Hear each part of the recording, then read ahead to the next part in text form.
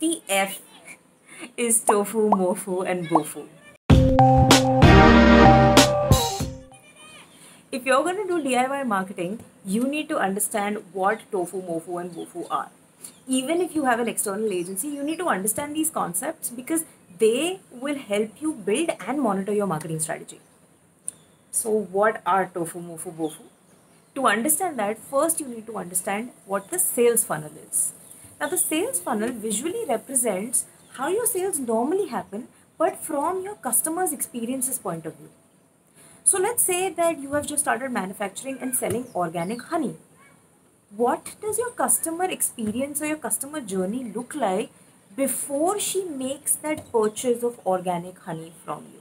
So first of all, she would need to know that organic honey exists. Because if she doesn't know it exists, she's going to just go to the local grocery store and buy Dabur honey. She wants to know what is organic honey. Is it tastier? Is it healthier? Does it have some more benefits? Can I use it in recipes like I do with my other honey? Or even, are the lives of bees much better when I consume organic honey? Now, this stage is the awareness stage where you are making the customer or the customer becomes aware of your product. Now, some people may be completely put off and may lose interest after the awareness stage. And they'll say, bah, this is just another passing fad. But others will be drawn to your product. They'll be drawn to organic honey. But now they'll have different questions. Like, sounds nice, but is it expensive? Does it have any side effects? Or are my other friends using this kind of honey? This stage is the consideration stage where they're actually considering your product. Once she gains more trust, she's going to be asking some different questions. She's going to think, okay, so what are the different brands in the market selling organic honey? Is your brand better? Why is your brand better?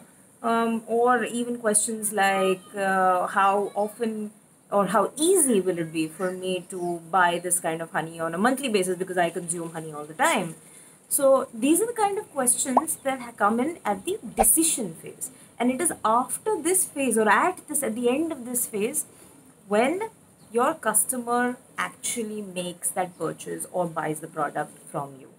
So as you go from awareness phase to consideration phase to decision phase, you lose customers through these stages. So there will be customers who will start losing interest and your potential customers will keep reducing, which means that you will have the widest pool of customers at the top and the narrowest pool of customers at the bottom, which is at the decision phase.